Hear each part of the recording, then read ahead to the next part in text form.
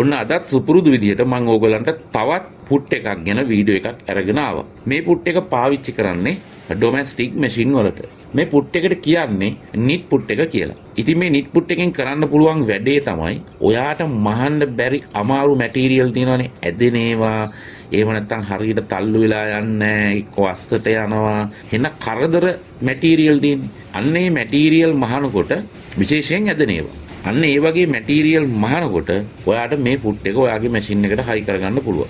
මේ පුට් එකේ යට කොටසේ තියෙනවා අමතරව කොටසක් ඉදිකටුව බහින්න තැන.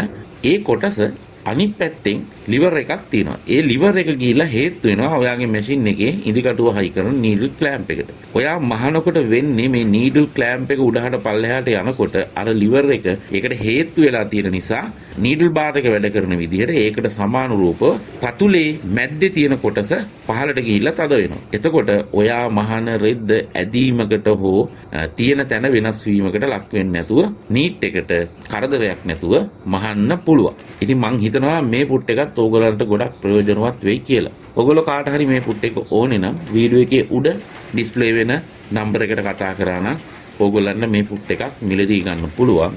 ඕගලන්ට මේ වීඩියෝ එක වැඩක් වුණා කියලා හිතෙනවා නම් මගේ channel එක සහ page එක හොඳයි කියලා හිතෙනවා නම් ඔයා මේක දැක්කේ Facebook page එකකින් නම් වීඩියෝ එකට like එකක් දාලා Facebook page එක follow කරලා මොන හරි දැනගන්න තියෙනවා නම් කමෙන්ට් එකකුත් දාලා තව කෙනෙකුට මේ වීඩියෝ එක දකින්න ෂෙයා කරන්න. ඒ වගේම ඔයා මේ වීඩියෝ එක දකින්නේ මගේ YouTube channel එකෙන් නම් channel එක subscribe කරලා bell icon එක click කරලා notification උත් on කරලා තියාගන්න. මේ වගේම ඕගොල්ලන්ට වැදගත් වෙන වීඩියෝ එකක් අරගෙන මම ඉක්මනින්